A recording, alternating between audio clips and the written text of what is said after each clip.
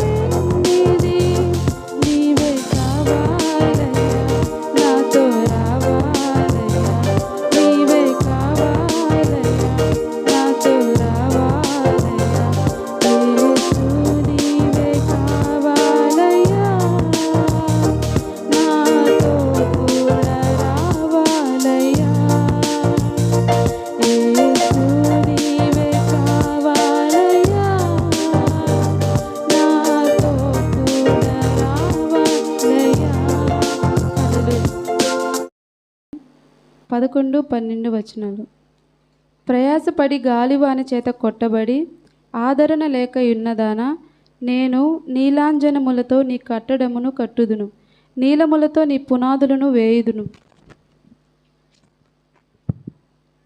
మాణిక్యమణులతో నీ కోట కొమ్ములను, సూర్యకాంతములతో నీ గుమ్మములను కట్టుదును, ప్రశస్తమైన రత్నములతో నీకు సరిహద్దులు ఏర్పరచుదును. దేవుని తన పరిశుద్ధ వాక్యం దీవించునుగాక. ఆమేన్. స్తోత్రం స్తోత్రం స్తోత్రం స్తోత్రం స్తోత్రం స్తోత్రం స్తోత్రం స్తోత్రం. సర్వశక్తివంతుడా, సర్వోన్నతుడా, నజరేయుడా, ఇజ్రాయెల్ దేవాని ఘనమైన నామానికి నాయన కృతజ్ఞతాస్తుతులు, స్తోత్రాలు, వందనాలు చెల్లించుకుంటాను నాయన. యేసయ్య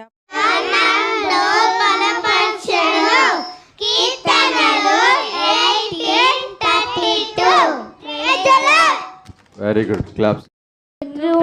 ప్రేమించుడి, మిమ్మును ద్వేషించు వారికి మేలు చేయుడి. లోక 6:27. Praise the lord. రైట్.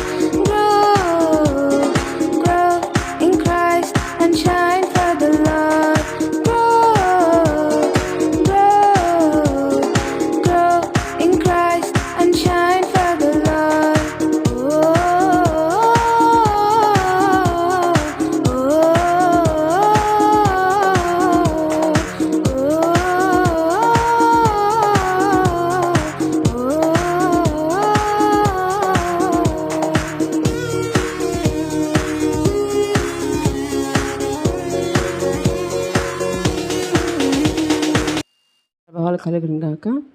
ప్రభువైన యేసుక్రీస్తు నామములో మీకు అందరికీ శుభాభివందనాలు తెలియజేస్తున్నాను. చదవబడిన వాక్య భాగం మనం విన్నాము. మరొకసారి ఆ వాక్యాన్ని మనము చదువుకుందాము. యెషయా గ్రంథము 54వ అధ్యాయము 11వ వచనాన్ని మనము చదువుకుందాము.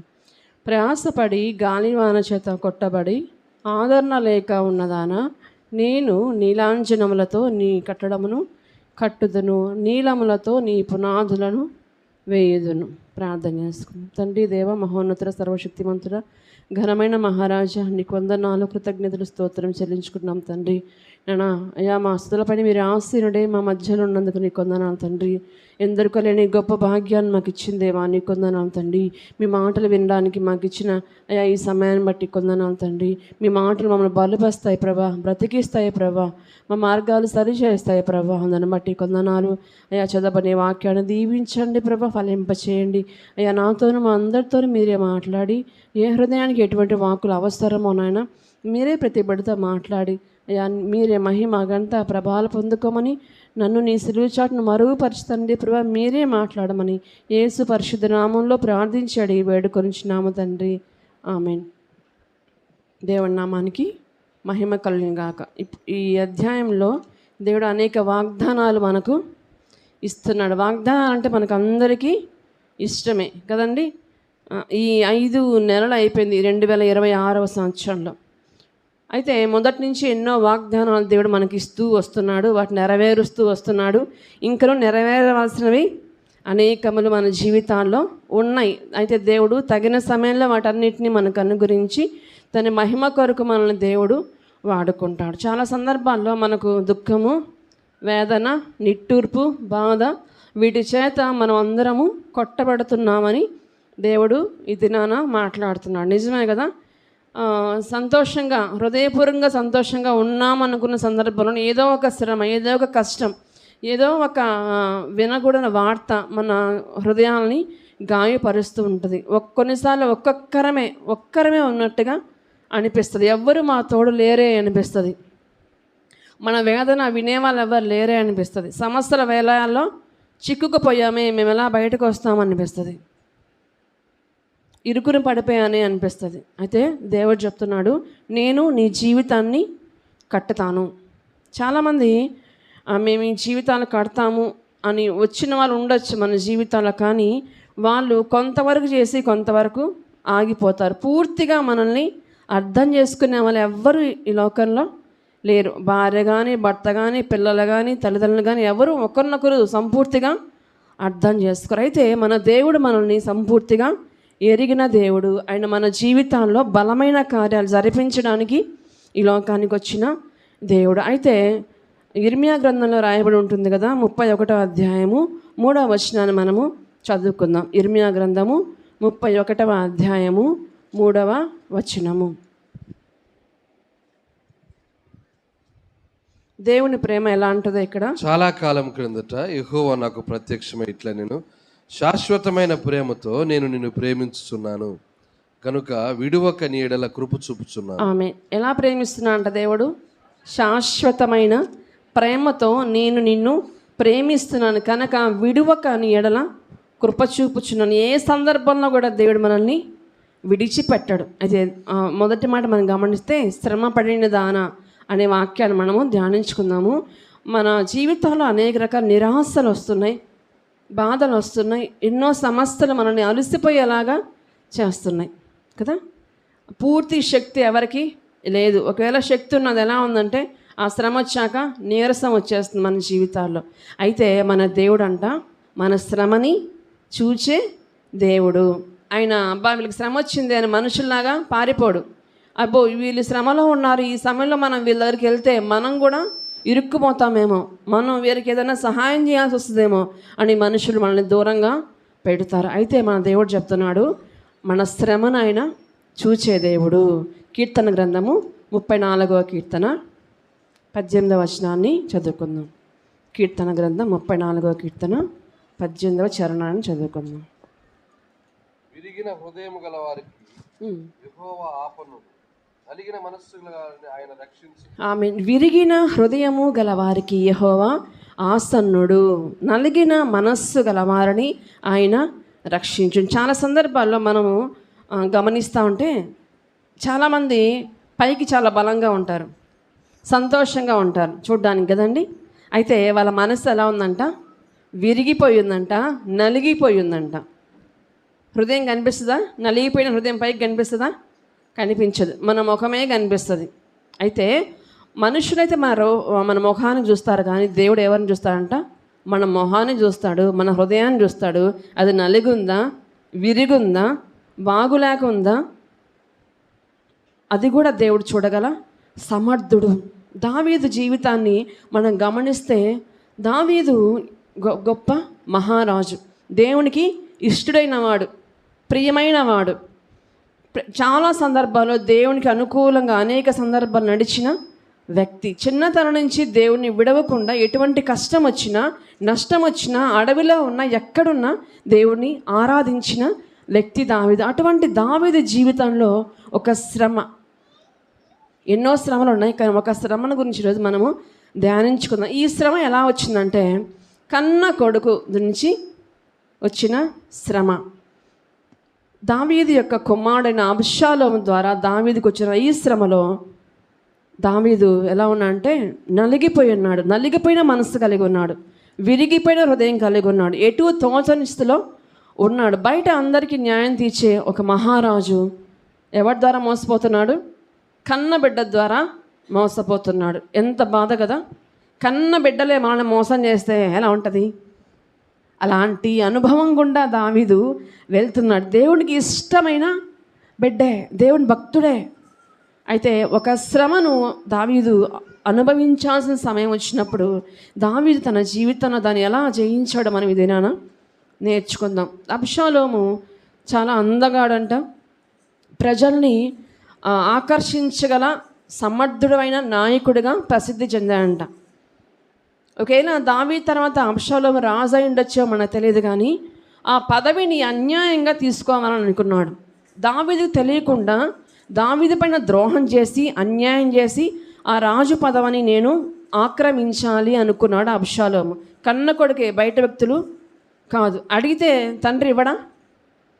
నేను రాజుగా అవ్వాలనుకుంటున్నాను అంటే ఇవ్వడా? ఇస్తాడు. కానీ ఎందుకునో అబ్షాలోము దావీదు తెలియకుండా అతను మోసం చేయాలని అతని వ్యతిరేకంగా వెనక కుట్ర చేస్తూ అనేక మందిని తన వైపు ఆకర్షించుకుంటూ తన జీవితాన్ని ముందుకు తీసుకెళ్తున్నాడు. అయితే గర్వము మరియు తిరుగుబాటు కారణంగా అతని జీవితం విషాదాంతంగా మారిపోయింది. అతను రాజుగా కాకుండానే మరణిస్తాడు. అయితే ప్రియమైన దేవుని బిడ్డలారా, అబ్షాలోము ప్రజల హృదయాలను తన వైపు తిప్పుకొని దావీదుకి వ్యతిరేకంగా రాజ్యాన్ని స్వాధీనపరచుకోవాలని అనుకుంటాడు. అబ్షాలోముకు దూరంగా దావీదు పారిపోతాడు. ఎక్కడికి? అరణ్యంలోకి. ఒక మహారాజు, ఒక మహాపట్టణం ఉంది ఆయనకి. ఏ మూల కూర్చుంటే ఆయనకి జరగదు. అయితే అబ్షాలోము చేసిన కార్యాలు తట్టుకోలేక పరిగిస్తూ చెప్పులు కూడా లేకుండా కాళ్ళకి ఒక దీన స్థితిలో దావీదు పారిపోతున్నాడు. ప్రియమైన దేవుని బిడ్డలారా, చాలా సందర్భాల్లో మనకు వ్యతిరేకంగా కార్యాలు జరుగుతున్నప్పుడు, మనకు వ్యతిరేకంగా మనుషులు లేస్తున్నప్పుడు, మనుషులు మాట్లాడుతున్నప్పుడు మనం ఏమైపోతామండి? కృంగిపోతాం. ఆ కృంగుదల ఎవ్వరికీ తెలియదు. అనుభవించే వాళ్ళ తప్ప ఆ శ్రమ ఎవరికి తెలియదు. అయితే దేవుడు అన్నాడు, నేను నీ శ్రమను చూశాను. దేవుడు చూశానంటే దాంట్లోంచి విజయం ఇస్తాడా? ఇవ్వడా? విజయం ఇస్తాడు. ఖచ్చితంగా ఆయన విజయం ఇచ్చే దేవుడు. అయితే మనం కృంగిపోతాం, బాధపడిపోతాం, వేదన చెందిపోతాం, అది సహజమే. అయితే మన హృదయంలో బాధ ఉన్న దేవుడు మనకు తోడుగా ఉన్నాడు అన్న మాట మనల్ని ఎంతో ధైర్యపరుస్తుంది. చాలా సందర్భాల్లో దేవుని సన్నిధికి వస్తాం. అయితే ఏ వేదన గుండా మనం వెళ్తున్నామో ఆ వేదన మనకి మరలా గుర్తొస్తూ ఉంటుంది. ఆ వేదన గుర్తొచ్చినప్పుడు ఈ మాటలు మనకి ఎలా ఉంటాయి? వినాలనిపించదు. దేవుని వాక్యాన్ని వినడానికే వచ్చాం, ఆయన మాటలు వినడానికే వచ్చాం, ఆ మాటల ద్వారా మనల్ని సరి చేసుకోవడానికే వచ్చాం, ధైర్యపరచుకోవడానికే వచ్చాం. కానీ మనకు వస్తున్న ఈ శ్రమలు, వేదనలు, నిరాశలు, నిందలు, కుటుంబ సభ్యుల ద్వారా వస్తున్న శోధనలు అయితేనేమి, బయట వాళ్ళ ద్వారా వస్తున్న నిందలు అయితేనేమి, మనల్ని ఆయన సన్నిధికి వచ్చి ఆయన వాక్యాన్ని విననీయకుండా కూడా చేస్తుంటాయి ఆ సందర్భాల్లో. ప్రియమైన దేవుని బిడ్డలారా, మన జీవితాల్లో మనుషులు మన పైన కలిగి ఉన్న ఉద్దేశాలను బట్టి మనం దేవునికి దూరంగా పారిపోకూడదు. నాకు మనసులో బాగాలేదు, నేను ఆయన సన్నిధికి రాను అనుకోకూడదు. ఎప్పుడైతే మనకున్న శ్రమల బట్టి కూడా అవి మన దగ్గర ఉంచుకొని ఆ శ్రమలను బట్టి అయ్యా నువ్వు నాకు సహాయం చేయి ప్రభువా అని ఆయన ఆలయానికి వచ్చి ఎప్పుడైతే ఆయన్ని ధ్యానిస్తామో, మన పట్ల ఉన్న మనకు దేవునికి ఉన్న సంబంధాన్ని ఎప్పుడైతే మనం కాపాడుకుంటూ ఉంటామో ఆ శ్రమలోంచి దేవుడు మనల్ని విడిపిస్తాడు. ఎప్పుడైతే మనుషుల ఆలోచనలు బట్టి మనం దేవునికి దూరంగా పారిపోతామో ఇంకా మనం ఆ నిరాశలోనే ఉండిపోవాల్సి వస్తుంది. చాలా సందర్భాల్లో మనం అలాగే చేస్తుంటాం కదా. నా మనసు ఈరోజు బాగాలేదు, మా ఆయన ఈ మాట అన్నాడు, నేను భరించలేను, నేను ఇంట్లోంచి వెళ్ళిపోతాను, ఈరోజు నేను వాక్యం చదవను, ప్రార్థన ఏం జరిగినా మనం ఏం చేస్తాం? వాక్యం చదవము, ప్రార్థన చేయము, ఆయన సన్నిధికి రామ్. ఇదొక్కటే టార్గెట్ మనకి. ఏం జరిగినా కానీ ఆయన వాక్యం, అమ్మో దేవుడు నాకు ఇలా చేసేసాడు కాదు. మనకున్న పరిస్థితులు బట్టి ఆయన గొప్పవాడు కాదు, ఆయన ఎప్పటికీ గొప్పవాడే. మనకు శ్రమలు వచ్చినా గొప్పవాడే, మన నిందల్లో ఉన్నా గొప్పవాడే, మన వేదనలో ఉన్నా గొప్పవాడే. ఆయన స్వభావాన్ని ఎప్పుడూ మార్చుకోడు. అయితే మనమే ఆయా సందర్భాల్లో మన స్వభావాలు మార్చేసుకుంటూ ఉంటాం. ఎవరో ఏదో అన్నారని దేవునికి దూరంగా వెళ్ళిపోతుంటాం. ప్రియమైన దేవుని బిడ్డలారా, నష్టాలు రావచ్చు, కష్టాలు రావచ్చు. అయితే మన పునాది ఎవరిపైన ఉంది? బండపైన ఉంది. కాబట్టి మనం ఎలా ఉండాలా? స్థిరంగా ఉండాలి. బండపైన ఒకటి ఇల్లు కట్టాడు, ఇసుక మీద కట్టాడు, ఏది నిలిచింది? ఎందుకని? గాలి వచ్చింది, వరద వచ్చింది, తుఫాన్ వచ్చింది, రెండిటికే వచ్చాయి. కానీ భేదం ఏంటి? మన పునాది క్రీస్తు బండ పైన ఉన్నప్పుడు ఏది మనల్ని ఏది కూడా చెయ్యదు. కీర్తన గ్రంథం 125వ కీర్తన మొదటి వచనాన్ని మనం మొదటి చరణాన్ని మనము చదువుకుందాం. 125వ కీర్తన మొదటి చరణం.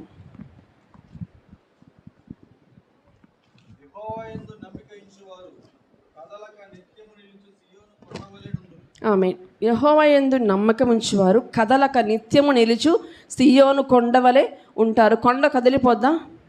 కొండ కదలదు. తుఫాను వస్తే కదిలిపోద్దా? మెరుపులు వస్తే కదిలిపోద్దా? గాలివాన వస్తే కదిలిపోద్దా? కదిలిపోదు. అలా మన జీవితాలు కూడా క్రీస్తు బండపైన కట్టబడినప్పుడు ఏ శ్రమ వచ్చినా ఏ నింద వచ్చినా మనము పడిపోము. వాడిని స్థిరంగా దేవునిలో నిలబడతామన్న దానికి ఈ మాట మనకు సాదృశ్యం. కాబట్టి ఏ శ్రమకి కృంగిపోవద్దు, ఏ మాటకి నలిగిపోవద్దు.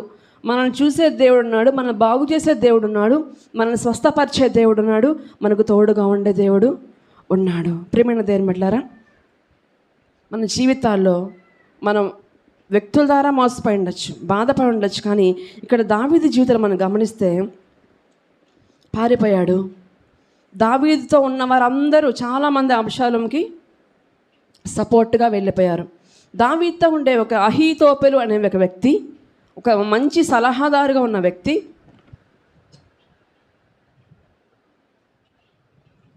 అతను కూడా దావీదుకి సపోర్ట్గా ఉండాల్సిన ఆ అహీతోపెలు అనే ఒక వ్యక్తి అబ్షాలోముకి సపోర్ట్గా వెళ్ళిపోయాడు అని తెలిసి దావీదు ఇంకా కృంగిపోతాడు, బాధపడిపోతాడు. నిజంగా మనం గమనిస్తే దావీదుకి అలాంటి శ్రమ రావాలండి. ఎందుకంటే దావీదు ఎంతో ఇష్టమైన వాడు కదా. మనం కూడా చాలా సందర్భాలు అనుకుంటాం, నేను దేవుని సన్నిధికి వస్తున్నా, వాక్యం చదువుతున్నా, ప్రార్థిస్తున్నా, ఎప్పుడు ఆయనకి సన్నిహితంగా ఉన్నా, నాకు ఈ శ్రమ ఎందుకు వచ్చింది అని మనం ఎన్నడూ అనుకోకూడదు. శ్రమలో దేవుడు ఎలా ఉంటాడు? తోడుగా ఉంటాడు, నిందల్లో తోడుగా ఉంటాడు. అయితే మేము ఎందుకు వాటిని ఫేస్ చేయాలి? దేవుడు మనకు తోడుగున్నప్పుడు నిందలు మాకు ఎందుకు వస్తున్నాయి? మమ్మల్ని కృంగ చేసేవారు ఎందుకు వస్తున్నారు అనుకుంటే, ప్రియమైన దేవుని బిడ్డలారా, చాలా సందర్భాలు మనం అనేకమైన ఫేస్ చేయాల్సి వస్తుంది. కొన్ని దేవుడే తప్పిస్తాడు, కొన్ని మనం ఎదుర్కోవాలి. ఆ ఎదుర్కొన్న సందర్భంలో మనము నిరాశపడకూడదు. దావీదులాగా ధైర్యంగా ముందుకి వెళ్ళాలి. ఈ అహీతోపెలు దావీదుకి వ్యతిరేకంగా, అబ్షాలోముకి సన్నిహితంగా చాలా సలహాలు ఇస్తూ ఉన్నాడు. దావీదు కూడా ఇచ్చేవాడు. అయితే ఆ అహీతోపెలు ఇచ్చిన ఏ సలహా ఆయన ఎలా ఉండదంటే దేవుడే ఇచ్చినట్టుగా ఉండదంట, చాలా మంచిగా ఉండదంట. అయితే ఈ 2వ సమూయేలు గ్రంథంలో మనం గమనిస్తే 2వ సమూయేలు గ్రంథము 17వ అధ్యాయంలో ఈ వృత్తాంతం అంతా రాయబడి ఉంటుంది. అయితే దావీదు తెలుసుకున్నాడు అహీతోపెలు అబ్షాలోముకి సమీపంగా ఉన్నాడని. ఒక ప్రార్థన చేశాడు. 2వ సమూయేలు గ్రంథము 17వ అధ్యాయంలో మనం గమనిస్తే దావీదు చేసిన ప్రార్థన ఏంటంటే, దావీదు అబ్షాలోము దగ్గరికి వెళ్ళలేడు, అహీతోపెలుతో మాట్లాడలేడు, కానీ ఎవరితో మాట్లాడగలడు? దేవునితో మన అరణ్యంలో ఉన్నా, హాస్పిటల్లో ఉన్నా, ఎక్కడున్నా, మన చుట్టూ ఎవరు లేకపోయినా మనం ఎవరితో మాట్లాడగలం? దేవునితో మాట్లాడగలము. అది అర్ధరాత్రైనా తెల్లవారుజామైనా అప్పుడు లేచి యేసయ్యా అని ఆయన స్వరం మనం మాట్లాడితే, యేసయ్యా సహాయం చేయ ప్రభువా అంటే, ఆయన నేను నిద్రపోతున్నానమ్మా ఇప్పుడు లేపేవని అంటాడా? ఏ సమయమైనా ఆయనకి మనకు జవాబు ఇస్తూ ఉంటాడు, లేపుతాడు, ధైర్యపరుస్తాడు, జీవింపచేస్తాడు. అయితే దావీదు ప్రార్థించాడు, అయ్యా అహీతోపెలు యొక్క ఆలోచనని చెడగొట్టు.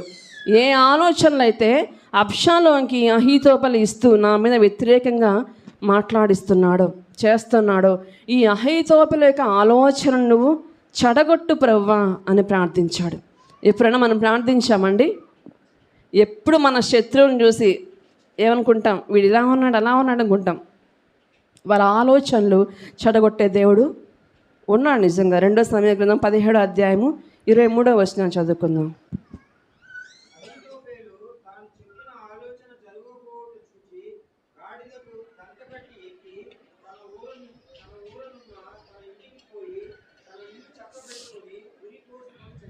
ఆమె.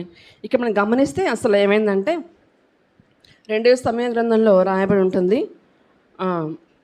అహీతోపెలు అంటాడు అబ్షాలోంతో, మీ నాన్న చాలా అలసిపోయి ఉన్నాడు, ఆయనకి శక్తి లేదు, నువ్వు గనక అతనిపైకి యుద్ధానికి వెళ్తే ఈజీగా దావీదుని పట్టుకుంటావు, ఆ ప్రజలందరినీ నీ వశము చేసుకుంటావు అంటాడు. మామూలుగా అయితే అహీతోపెలు చెప్పిన ఈ ఆలోచన సరైనదే, కానీ దావీదు ఏం ప్రార్థన చేశాడండి? అహీతోపెల ఆలోచన చెడగొట్టు ప్రభువా అని ప్రార్థించినప్పుడు దేవుడు దావీదు పక్షంగా మరొక వ్యక్తిని ఆ రాజ్యానికి పంపిస్తాడు. ఈ అబ్షాలోము ఈ సలహా వింటాడు, అహీతోపెలు చెప్పింది ఇది సరైనదిగా అనిపిస్తుంది, కానీ ఇంకొక సలహా తీసుకుందాం ఏమవుద్దని దావీదు పక్షంగా ఉన్న ఒక వ్యక్తి వస్తాడు. అతను అడుగుతాడు, ఇలా చేద్దామా, మా నాన్న అలసిపోయినాడంట, కాబట్టి మనం అందరం వెళ్ళి ఆయన పట్టుకొని ఆయన రాజ్యాన్ని మనం స్వాధీనపరచుకుందామంటే అతను అంటాడు, వద్దు వద్దు అబ్షాలోము, మీ నాన్న చాలా బలవంతుడు, ఇప్పుడు కనుక నువ్వు వెళ్ళి ఆయన పట్టుకున్నావు అనుకో ఈజీగా నిన్ను యుద్ధం చేస్తాడు నీ పైకి, కాబట్టి అలా వద్దు అని ఆ ఆలోచనని ఆయన తారుమారు చేస్తాడు.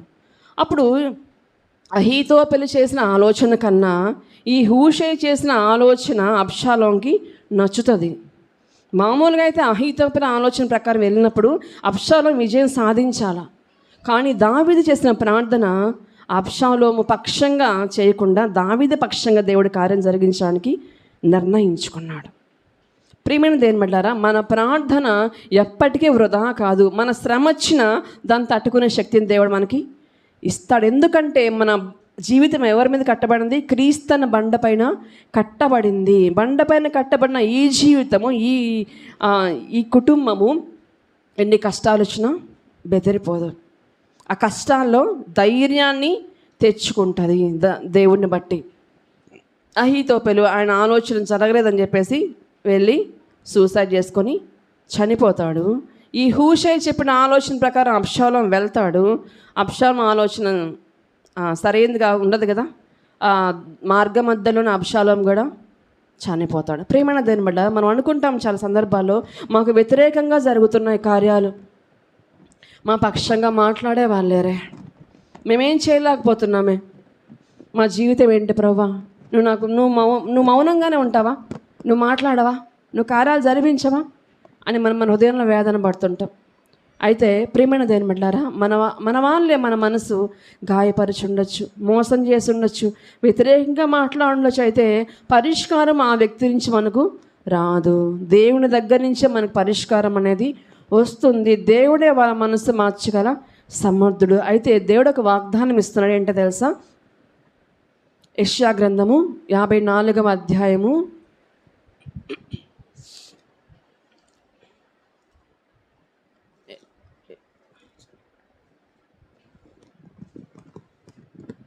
15వ వచనం చదువుకుందాం. యెషయా గ్రంథం 54వ అధ్యాయము 15వ వచనం.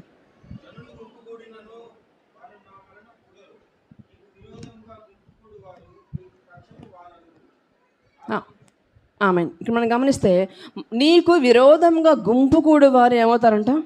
నీ పక్షపు వారు అవుతారు. హల్లెలూయా. ఎందుకంటే మన వెనక చేరి వ్యతిరేకంగా మార్గాలు సిద్ధపరుస్తున్న వారు ఏమవుతారు? మనం ప్రార్థించినప్పుడు మన పక్షం వారుగా దేవుడు మారుస్తాడు. 17వ వచనం మనం గమనిస్తే నీకు విరోధంగా రూపింపబడిన ఏ ఆయుధం, అది ఎలాంటిదైనా, ఎంత భయంకరమైనదైనా ఏంటంటే అది వర్ధిల్లదు, దేవుడు వాటిని కొట్టివేస్తాడు. కాబట్టి ఈ దినాన దేవుడు మనకిస్తున్న వాగ్దానము, ఆయన మన గాయాలు మాన్పుతాడు, ఉల్లాస వస్త్రాలు ధరింపజేస్తాడు. యెషయా గ్రంథము 61వ అధ్యాయం 3వ వచనం మనం గమనిస్తే భారంగా ఉన్నారు కదా, మనసంతా భారంగా ఉంది కదా, ఆ భారభరితమైన ఆత్మకు ప్రతిగా అంట స్తుతి వస్త్రాన్ని దేవుడు ఇస్తా అంట. యెషయా గ్రంథం 61వ అధ్యాయము 3వ వచనం చదువుదాం.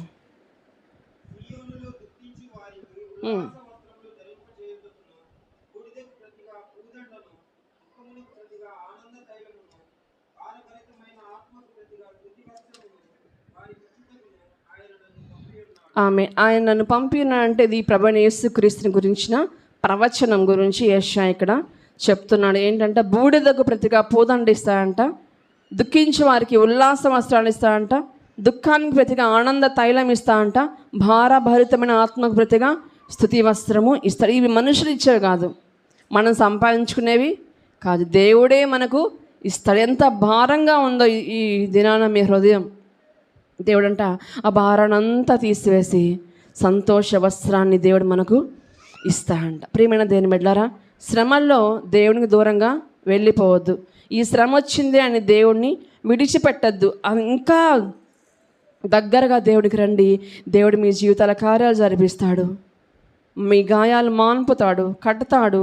మీరు ఇతరులతో ఉన్న సహవాసం కంటే దేవునితో ఉన్న సహవాసంపై మీ మనసు పెట్టండి. పలానా వాళ్ళు పలానా మాట అన్నారే అని ఆ మాటను పదే పదే పదే పదే పదే పదే తలుచుకోకుండా, దేవుడు నా పట్ల ఏం వాగ్దానం ఇచ్చాడు, భారభరితమైన ఆత్మకు ప్రతిగా స్తుతి వస్త్రం ఇస్తా అన్నాడు, ఉల్లాస వస్త్రం ఇన్నాడు, సంతోషాన్ని ఇస్తా అన్నాడు. ఆ మాటలు ధ్యానించుకోండి, ఆయన ఇచ్చిన వాగ్దానాలు ధ్యానించుకోండి. మనుషుల మాటలు ధ్యానించద్దు. ఎప్పుడైతే దేవుని వాక్యం మనం ధ్యానిస్తామో అప్పుడే మనకు దేవుడి కార్యాలు జరిపించడానికి ముందుకు వస్తాడు. ఎవరో మోసం చేశారని, ఎవరో బాధ పెట్టారని, ఎవరో దుఃఖపరిచారని వాక్యం చదవడం మానద్దు, ప్రార్థన చేయడం మానద్దు, ఆయన సన్నిధికి రావడం మానద్దు. ఆయన స్తుతించండి. మనం స్తుతిస్తుండగా ఆయన కార్యాలు జరిపిస్తూ ఉంటాడు. ప్రార్థించడం మన పని, కార్యాలు చేయడం దేవుని పని. ప్రియమైన దేవుని బిడ్డలారా, రెండో వాక్యం మనం గమనిస్తే తుఫాను చే కొట్టబడిన స్థితిలో మనం ఉన్నామేమో. గాలివాన అంటే భయమే కదా, ఆ సౌండ్లకే మనకు భయం వేస్తుంది. వర్షం చిన్నగా ఉన్నప్పుడు సంతోషంగా అనిపిస్తుంది, అబ్బా వర్షం పడుతుందని. అది పెద్దదవుతున్న కొద్దీ మన హృదయాల్లో భయం వేస్తూ ఉంటుంది. ఆ సౌండ్కి, ఆ మెరుపులకి, ఆ ఉరుములకి, ఆ వర్షానికి, ఆ గాలికి ఎలా ఉంటుంది, అది ఆ వాతావరణం చూస్తుంటేనే మనకి భయం వేస్తుంది. అయితే ఇలాంటి తుఫాను వాతావరణం బయట కాకుండా హృదయంలో ఉంటే ఎంత భయంకరంగా ఉంటుంది. ఈ తుఫాన్ అయితే బయట అందరికి కనిపిస్తుంది, హృదయంలోని తుఫాను ఎవరికి కనబడదు. ప్రియమైన దేవుని బిడ్డలారా, అలాంటి గాలి వానచే కొట్టబడుతున్నావా? నెమ్మది లేదా? పరిస్థితులు, అనారోగ్య గాయాలు మన జీవితాల్లో మనల్ని ఇంకా కృంగుదలలోకి నడిపిస్తున్నాయా? సమస్యల, అది ఎటువంటి సమస్యన దేవుడు తీర్చగల సమర్థుడు. ఎందుకంటే మార్కు సువార్తలో రాయబడి ఉంటుంది. మార్కు సువార్త 4వ అధ్యాయము 39వ వచనాన్ని మనము చదువుకుందాం. మార్కు రాసిన సువార్త 4వ అధ్యాయము 39వ వచనం.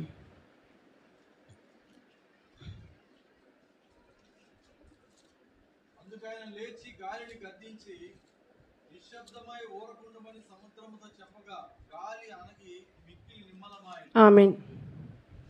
శిష్యులు ప్రభు ఒక ఓడలో ఉన్నారండి. తుఫాన్ వచ్చింది. మనం అనుకుంటామా ప్రభు మనతో ఉంటే తుఫాన్ వస్తుంది అనుకుంటామా? అనుకోం కదా.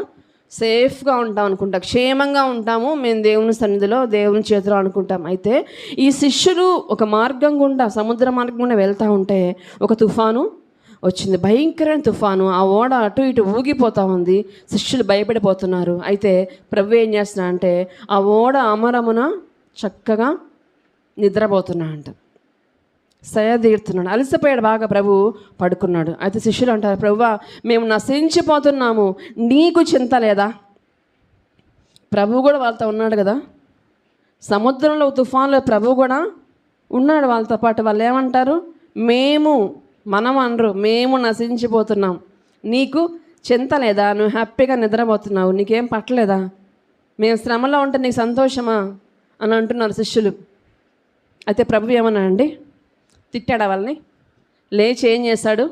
ఆ గాలిని, ఆ తుఫానుని గద్దించగా అది మిక్కిలి నిమ్మలమాయన. మన జీవితాలు కూడా ఇలాంటి తుఫాన్లు, గాలి, వాన మనల్ని ముట్టాలని వచ్చినప్పుడు తగిన సమయంలో దేవుడు లేచి ఆ గాలిని, ఆ తుఫానుని గద్దించి మన హృదయంలో ఉన్న కలవరాన్ని మిక్కిలి నిమ్మల పరుస్తాడు అన్నదానికి ఈ వాక్యము సాదృశ్యం. సమస్యల వలయంలో ప్రయాసపడిపోతూ ఆదరణ లేక ఉన్న మనతో దేవుడు చెప్తానమాట, నేను నీ జీవితాన్ని కడతాను, నీవు కట్టబడినట్లుగా నేను కడతాను. శిష్యుల తుఫాన్లో యేసు దగ్గరికి వెళ్ళినట్లే మన జీవితంలో కూడా మనం దేవుని దగ్గరికి వెళ్ళాలి. వెళ్తున్నాం, ప్రభు దగ్గరికి వస్తున్నాం, పాటలు పాడుతున్నాం, ఆరాధిస్తున్నాం, కానీ ఒక్క మాట కూడా ప్రభుతో ఏం కావాలో చెప్పకుండానే వెళ్ళిపోతున్నాం కదా. ఆయన సన్నిధికి వచ్చాము, ఆయన మాటలు వింటున్నాము. మనం ఏం చేయాలా? ప్రభువా, నా జీవితంలో కూడా ఈ తుఫాన్లు, ఈ గాలి, ఈ వాన నువ్వు నిమ్మలపరిచయ్యా, నువ్వు గద్దించయ్యా అని వాక్యం ప్రకటించబడుతున్నప్పుడే మన హృదయాలు ఆయనకి రెస్పాండ్ అవ్వాలా. అప్పుడు కార్యాలు మన జీవితంలో వెనువెంటనే దేవుడు జరిగించడానికి సిద్ధంగా ఉంటాడు. చాలా సందర్భాల్లో చాలామంది భక్తుల జీవితాల్లో శ్రమలు వచ్చాయి. యోసేపు యొక్క కళలు విరగ్గొట్టాలనుకున్నారు అన్నలు. వీడి కళలుగానేవాడు, ఈ కళనే వీడే లేకుండా పోతే ఈ కళలు ఉండవు, నెరవేర్చే వాళ్ళు ఉండరు, ఎవరు ఉండరు అనుకున్నారు. ఆ యోసేపుని బట్టి ఆ గుంటలో వేసేశారు. ఎక్కడ పోయాడో తెలియదు. కానీ దేవాది దేవుడు ఆ విరిగిన మనస్సు గల యోసేపును తీసుకొచ్చి ఆ రాజ్యానికే అధిపతిగా చేస్తాడు. యోసేపు కన్న కళలు విరిగిపోలా, ముక్కలైపోలా, వాటిని దేవుడు నెరవేర్చాడు. యోబు జీవితాన్ని మనం గమనిస్తే వెనువెంటనే సమస్తాన్ని కోల్పోతూ వచ్చాడు యోబు. నీతిమంతుడు, న్యాయవంతుడు, చెడుతను అసహించుకున్న యోబు జీవితంలో ఈ శ్రమలు వచ్చినప్పుడు యోబు ఏం చేశాడండి? కింద పడి దొర్లాడి ఏడ్చాడా? 10 మందితో చెప్పుకున్నాడా? విలవలాడిపోయాడా? యెహోవా ఇచ్చెను, యెహోవా తీసుకొని పోయాను, ఆయన నామానికి స్తుతి కలుగును గాక అని స్తుతించాడు. మన జీవితాల్లో యోబు లాంటి శ్రమలు మనకు రాలేదు ఇంతవరకు. అయితే ఏ శ్రమ వచ్చినా మనకు తట్టుకోలేం, కానీ ఆ శ్రమ వచ్చినప్పుడు దేవుని వైపు మనం చూడగలిగితే దేవుడే మనకు నెమ్మదిని ఇస్తాడు. యోబు జీవితం మనం గమనిస్తే సమస్తం కోల్పోయాడు. అయితే దేవుడు ఆయన జీవితం ఎలా కట్టాడు? మణులతో, రత్నాలతో. ఇక్కడ చెప్పబడింది కదా, 54వ అధ్యాయం యెషయా గ్రంథం 12వ వచనం మనం గమనిస్తే మనల్ని ఎలా కడతాడో ఇక్కడ రాయబడి ఉంటుంది.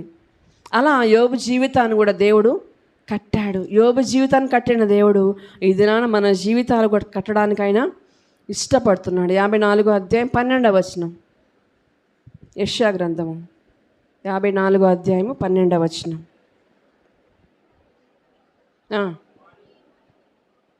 చదవండి.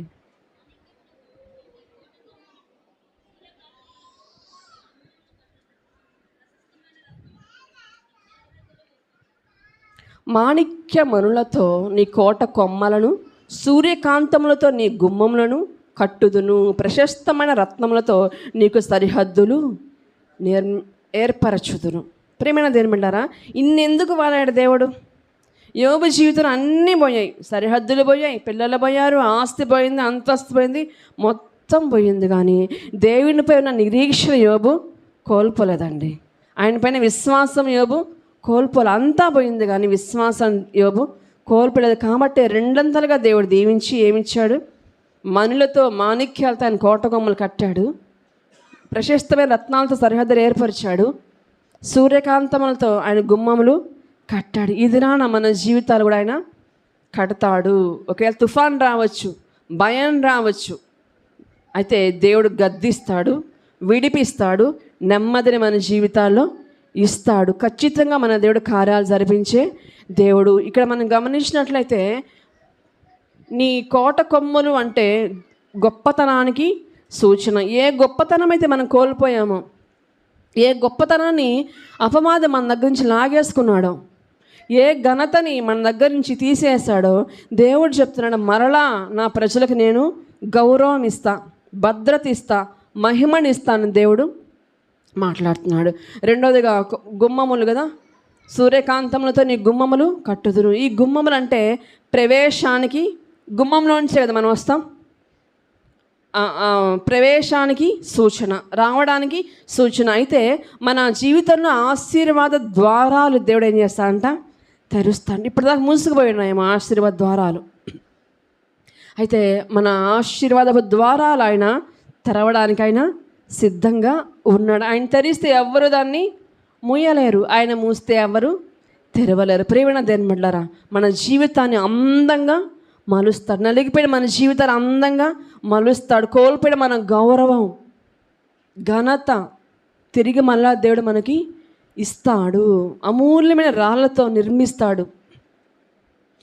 దేవుడు మనల్ని, మన చుట్టూ ఒక రక్షణ కోటగా ఉంటాడు. ఎవరైతే విరిగిపోయినారో, ఎవరి జీవితం విరిగిపోయిందో ఆ విరిగిపోయిన జీవితాన్ని రత్న మాణిక్యాలతో అత్యంత సౌందర్యంగా ఎవరైతే మనల్ని అబ్బో భలే కుటుంబంలే భలే వాళ్ళే, వీళ్ళ దగ్గర ఏమీ లేదు, వీళ్ళ దగ్గర డబ్బు లేదు, ఐశ్వర్యం లేదు, ధనం లేదు, బంగారం లేదు, ఏమీ లేదు, కనీసం సొంత గృహం కూడా లేదు వీళ్ళకి అని మనం ఎవరినైతే మన వెనక చేరి మాట్లాడుకుంటున్నారో వాళ్ళ ముందే మన జీవితాలు ఏం చేస్తాడు? ఘనపరుస్తాడు, గొప్ప చేస్తాడు, దీవిస్తాడు, బలపరుస్తాడు. యోసేపుని బలపరిచిన దేవుడు మన జీవితాల కార్యాలు జరిపిస్తాడు, గొప్ప కార్యాలు చేస్తాడు. కాబట్టి మనం కొట్టబడుతున్నామా, కట్టబడుతున్నామా? ఒకవేళ కొట్టబడినా పర్వాలేదు, మన దేవునిలో కట్టబడాలా. క్రీస్తు అన్న బండపై మన జీవితాలు కట్టుకోవాలి, బలపరుచుకోవాలి. అందరము కళ్ళు మూసుకుందాం. ప్రేమైన దేవుని సంగమా, గాలివానతో కొట్టబడుతున్నావా? పర్వాలేదు, దేవుడు నీకు తోడుగా ఉన్నాడు. ఆయన గాలిని, తుఫానుని, సమస్తాన్ని గద్దించగల సమర్థుడు. నువ్వు ఎదుర్కొంటున్న శ్రమలో దేవుడు నీకు తోడుగా ఉంటాడు, బలపరుస్తాడు. కాబట్టి ఏ నిందకు, ఏ శ్రమకు బెదిరిపోవద్దు. దేవుడు నీ పక్షంగా ఉంటే నీకు విరోధి ఎవరు? నీకు విరోధి ఎవ్వరు ఉండరు. అందరం కళ్ళు మూసుకుని అడుగుతాను దేవుని, అయ్యా నేను ఆయా రకాల నిందల్లో, శ్రమల్లో కదిలిపోతున్నానయ్యా, దుఃఖము, వేదన, నిట్టూర్పు నన్ను కమ్మేసింది ప్రభా, నేను బయటికి రాలేకపోతున్నానయ్యా అంటున్నావా?